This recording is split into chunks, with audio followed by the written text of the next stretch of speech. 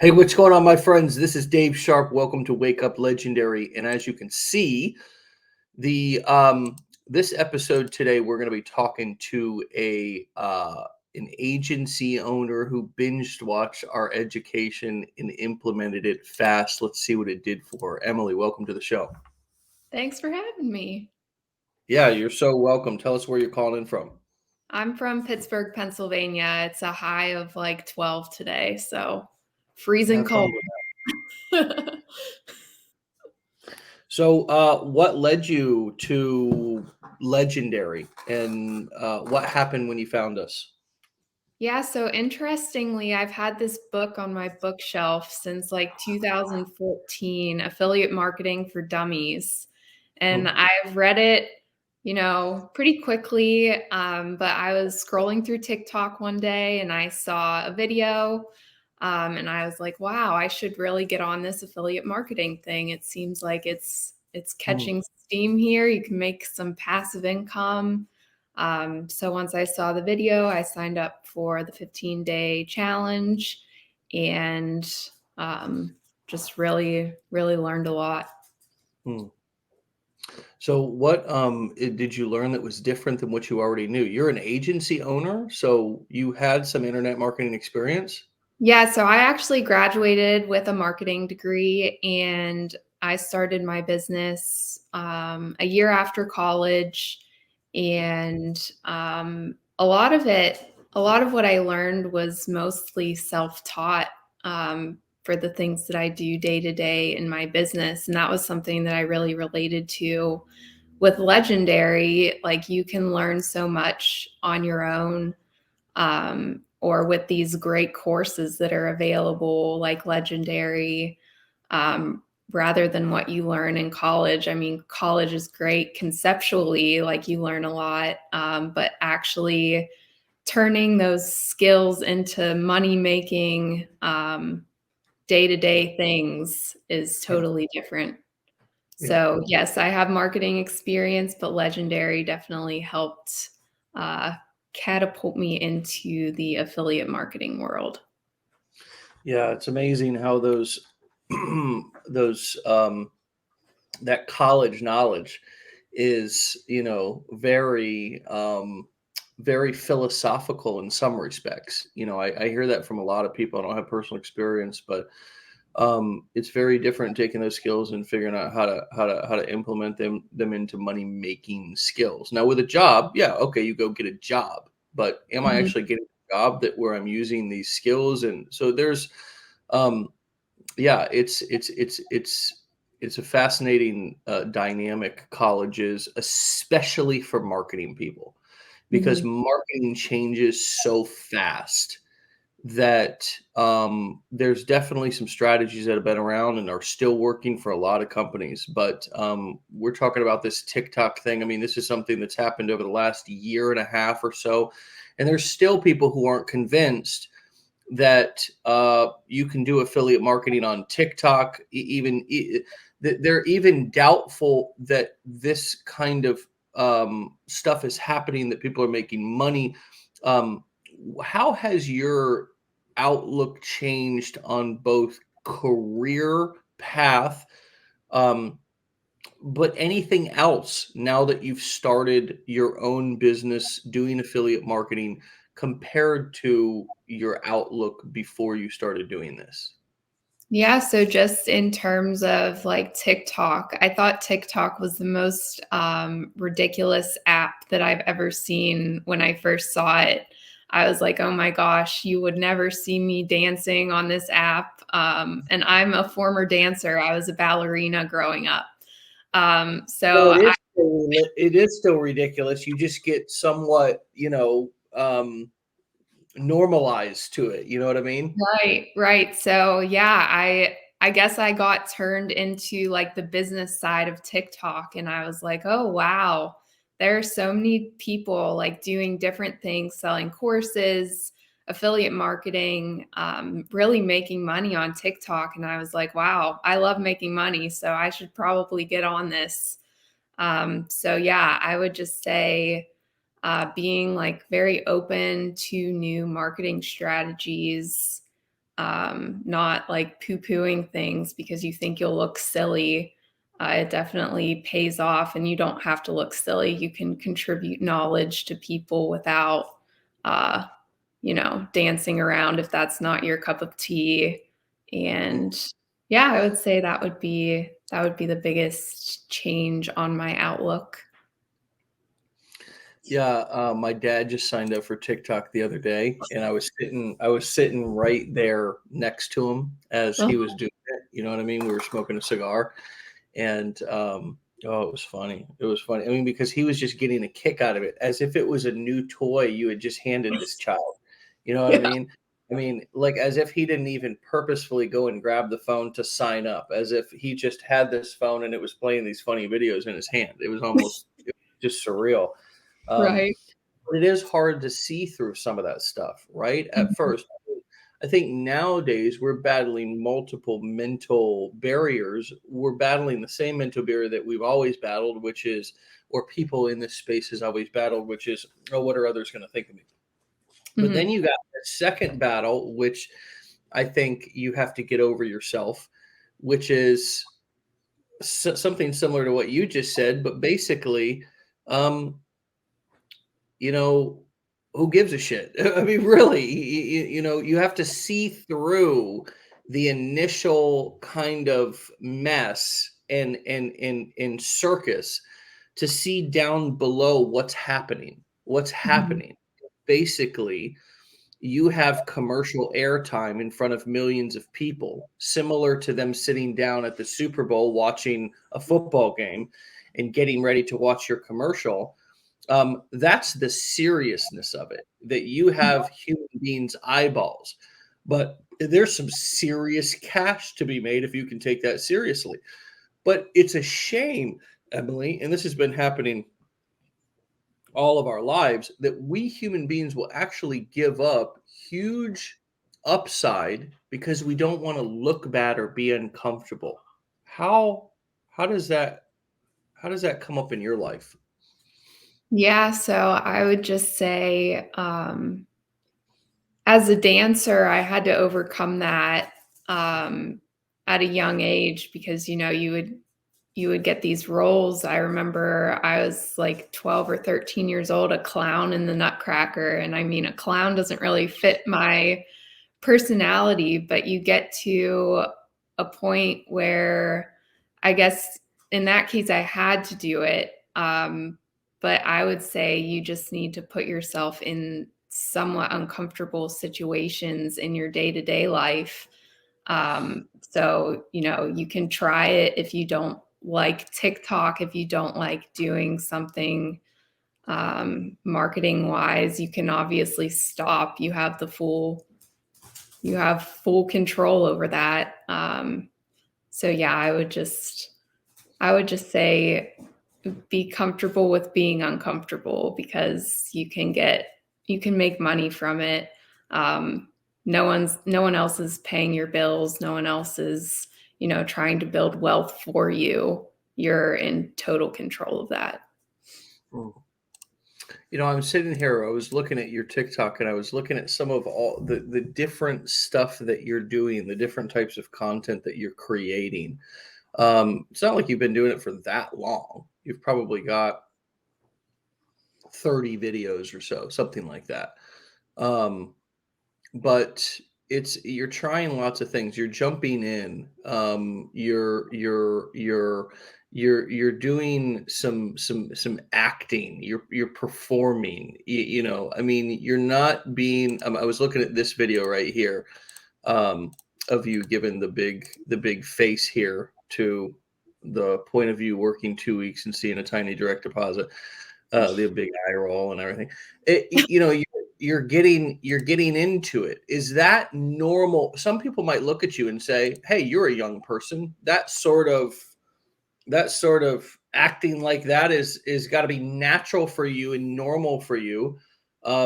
Is it? And how are you coming up with these creative ideas to kind of create this content, that is these little 15-minute commercials that are getting people to click your link in your bio and become a lead and so forth. So again, question number one, Do you even remember what question number one is at this point?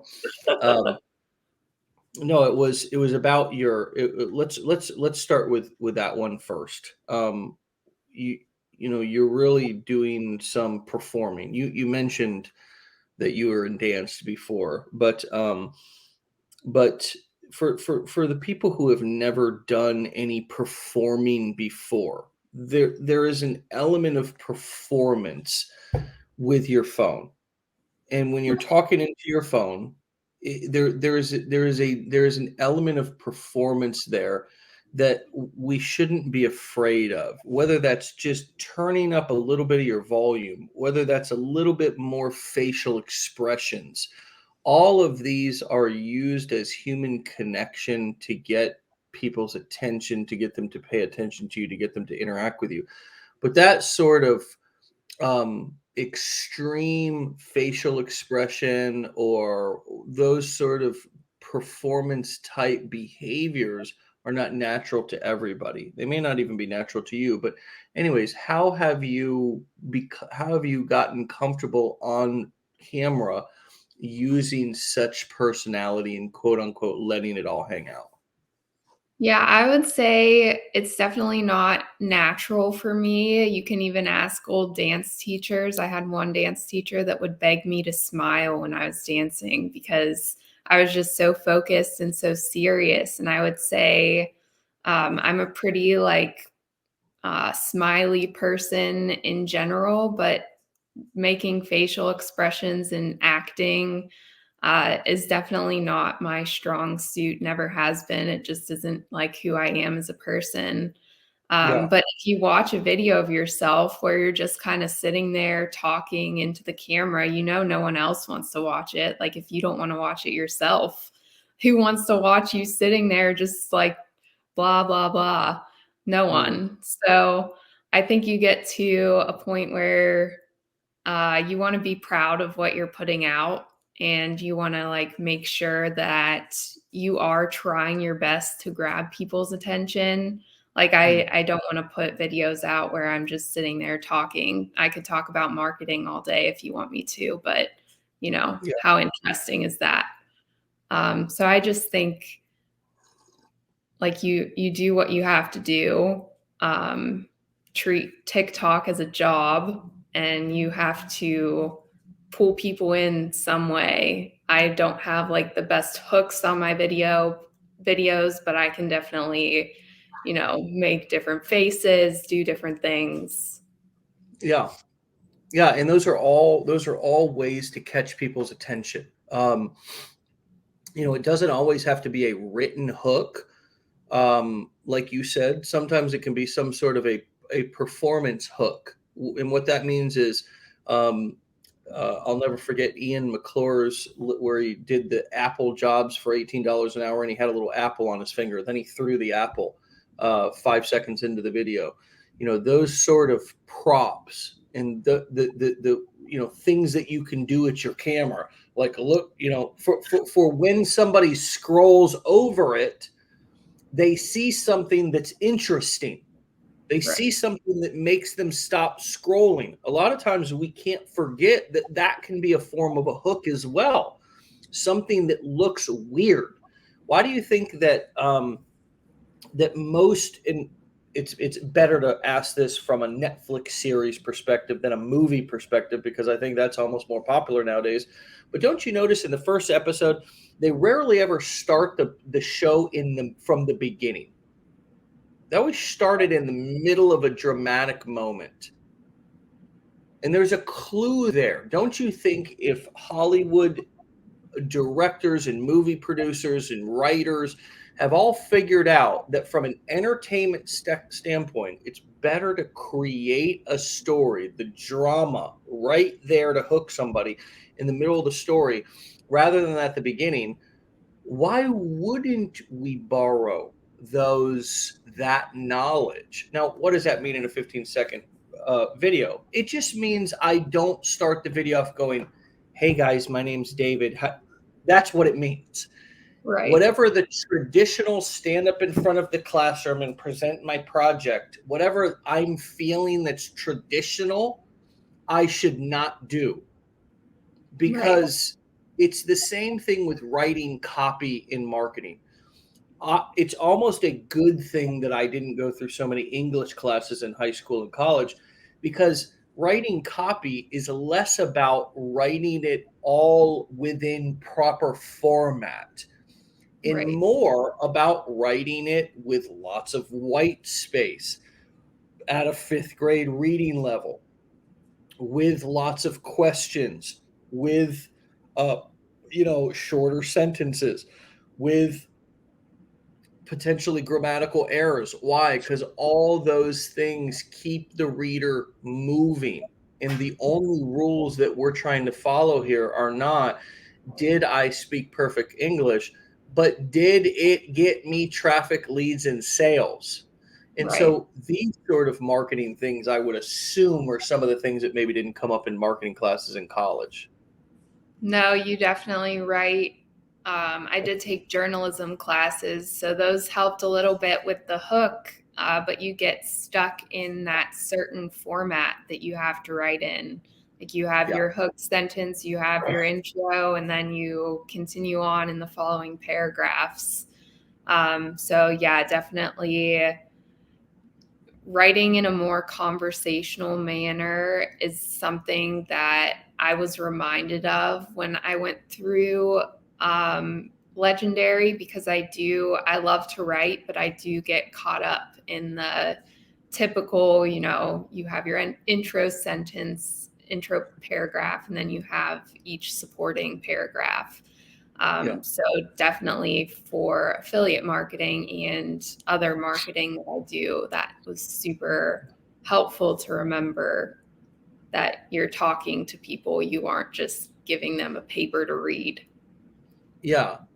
And even that even that saying is conflicting, because if I give you a paper to read that has lots of white space and doesn't have big clumps of text on it, it's interesting, because that comes from a copywriter versus a English major, because Right. that's probably going to be easier to read than that written paper with those big clumps of text. So Mhm. unfortunately, once again, we found something that is taught and promoted within our classrooms, but doesn't translate over into real world results in the real world. Right. The class that's taught on how to write copy and sell a boatload of your product or service is not really in college classes. How do I know? Because I've interviewed dozens, if not 100, marketing people over my career, and they don't know what a sales page is. They don't know what sales copy is. They don't know what they don't know what direct response marketing is. They don't know what a call to action is in the form of like a sales letter, or an ad, or a TikTok video. Like, so we have to be real smart. And for those of you who are thinking that you missed some boat, or you're behind the eight ball because you haven't done lots of courses, or you haven't gone to college, it's probably better that you know less, because then we don't have to unteach you things. It's sort of like the idea, Emily, with a website, right? Didn't I would assume in college the word website was used a lot, right? Right. Why not? I mean, websites are the most popular and effective thing in the 2000s, right? Wrong. Websites are nothing but a bunch of shelves on an internet domain. It's just a bunch of shelves. You just walk into a Walmart, is basically what it is, versus a carefully executed process that moves you through one step at a time to make sure that you understand and are clear about that one topic, that one question. And then before that is over, that stops, and then you move on to the next step, meaning you opt into a landing page. There's one thing to do. Then you go over to a sales page. There's one thing to do, right? That's never mentioned. And this is an example of things that are philosophized about in classrooms. But when it comes to the real world, there's a very small percentage of people in the world who understand how this works. And that's why those people are so highly paid. They Mhm. specialize in these things. They specialize in infomercial campaigns. They specialize in online marketing campaigns. And that's why they're so highly paid, is because this stuff works versus what's kind of filler content to continue to push the narrative that college is the path for every student in America. Yeah, definitely agree. I don't know. I have a younger sister and she's not sure what she wants to go for college. She doesn't know what she wants to go to college for. And sorry about my dog. um, and I was just telling her, like, there are so many online resources available. Maybe explore different things that you can specialize in, because you're exactly right. It's the same with doctors too. If you're like a general medicine doctor, like dermatologists, for example, make much more just because they're specialized. Yes, there's more schooling, but same with real life. Like if you're investing time in learning a specialized skill, it'll pay off. So that's always my outlook on learning new things, educating myself outside of what I learned in my college experience. Yeah, yeah, yeah. And I'm not here to bash on college. I mean, there's probably some amazing things that you learn there, but we're in a sense disrupting, or at the beginning of the disruption of the education, the self-education movement. And I believe there'll come a time to where, and I believe it already is starting to happen, to where degrees will be they'll be worth much less, and results and the ability to get results fast will become the dominating factor in hires and so forth. And again, I do think that's already starting to happen. um, the person with the most paperwork shouldn't get the job, or the opportunity. The person with the most knowledge and ability to get results should get the opportunity. um, Honestly, that's the foundation of capitalism. But we've just got an odd system in America that was no doubt in my opinion, and this is me speaking out of my ass at this point, but college made to be a money making business. And it is. It's big money, way bigger money than what most people realize. I mean, they have endowments that are billions and billions of dollars that just literally sit there and just collect interest to make their wealth even bigger. I mean, some of these Ivory League schools are truly something else. And then all the years that they don't, pay athletes and so forth, and all that money comes in. They're just starting to do that a little bit now. Mm-hmm.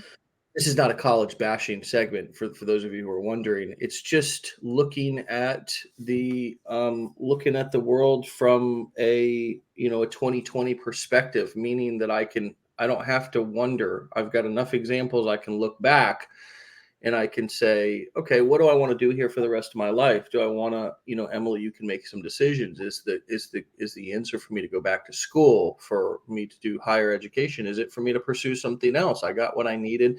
Now I need to go in a different direction. Being a part of a community like this with lots of different people with lots of different experience gives us the 2020 hindsight, maybe through somebody else's life, that we didn't have in our own life, to be able to look back and say, ooh, well, or look forward, right? Look forward. And to be able to say, ooh, do I want to go back for that PhD, or do I want to just keep trucking along building this business from 10,000 a month to 100,000 a month to a million a month, and building a brand? And you know what the ironic thing is, anyways, Emily, is most people with masters and PhDs work for somebody in flip-flops and a tank top anyways. So always keep that in the back of your head. Yeah, for sure. I was considering going to law school a couple years ago, as I was finishing college, and I just got to a point where I was thinking, like, I'm going to be in so much debt when I finish law school. It's going to take me forever to make it back. Even if I'm making, $60,000-$70,000 in a job, that's still getting me further ahead than putting myself in debt. And that's the same case with undergrad. So yeah, I always choose the money making option over the debt collecting option. Yeah, and you know what? There's no rush, folks. There's no rush.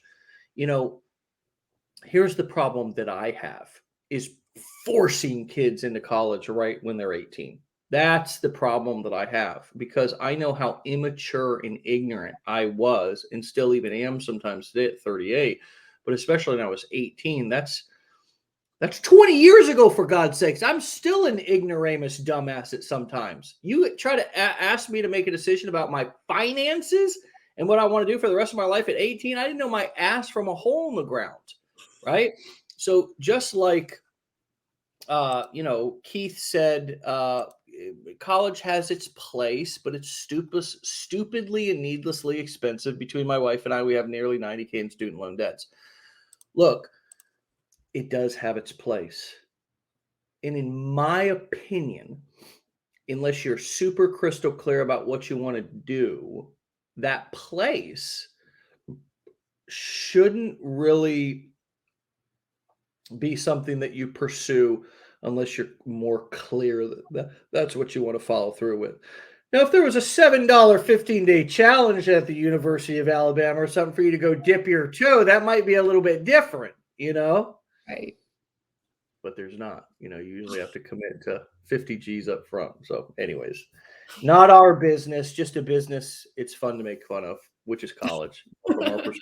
Because it's just a big dumb model. It's the companies, businesses that are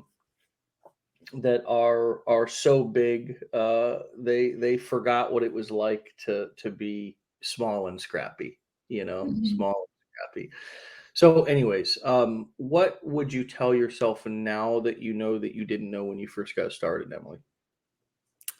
I would definitely say dive right in to anything. Don't hold yourself back with your own thoughts. Like, don't be afraid of what people are going to think of you. Ultimately, it's you and your bank account at the end of the day. No one else is contributing to it. Well, if you have someone contributing to it, I guess you're lucky. But I would just say, like, keep focus on yourself, be open to trying new things, and definitely invest in educating yourself. Like, there's nothing better than learning skills that make you money. You spend hours to make thousands, hundreds of thousands, millions. So it's definitely worth it. So I would say go for it.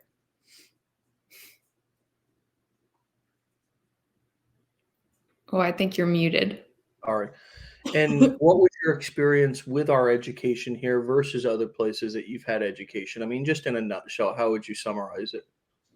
Yeah, so I would say it's very digestible, like digestible content. You're not sitting there and just either reading or watching videos for hours on end. I did it all in like maybe a week or two. And it was just very real life, very only teaching what you need to know, no fluff. So I would say that's what really differentiated Legendary from the other stuff, because I would sit for weeks, years learning these skills, or not even skills, concepts, instead of actual, things I could use in the day to day. Mm, concepts. Yeah. Yep. Everybody loves a good concept, don't they? Yep. Teachers do too. Teachers love a good concept. Right. All right, Emily. Well, thanks so much for your time. It's been fun. Stay warm. Okay. Thank I know you. you're stuck inside, most likely, but what are Yeah. you gonna do? Well, at least you got, I mean, we've got lots to do now inside, don't we? Yeah, there's TikToks to be made. There you go. All right. Well, hey, take care of yourself. All right. Keep us updated, posted. Come back and see us if you would. Okay. All right, sounds good. Thanks for having me on. All right, Emily. I'll talk to you later. All right, see ya. Thanks. See ya. Bye. All right, my friends. You can follow and find Emily at Make Bank with Emily on TikTok. And yeah, This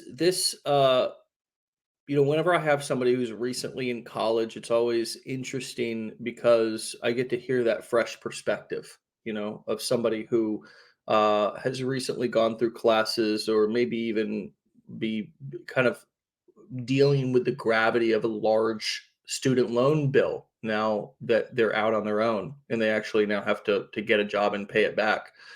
Um, but the truth of the matter is that all education is good, and often our whole life is education. And oftentimes we just continue to learn till we run in and find the teacher that really makes the big impact in our life. And we usually have a couple or a few of those if we're lucky.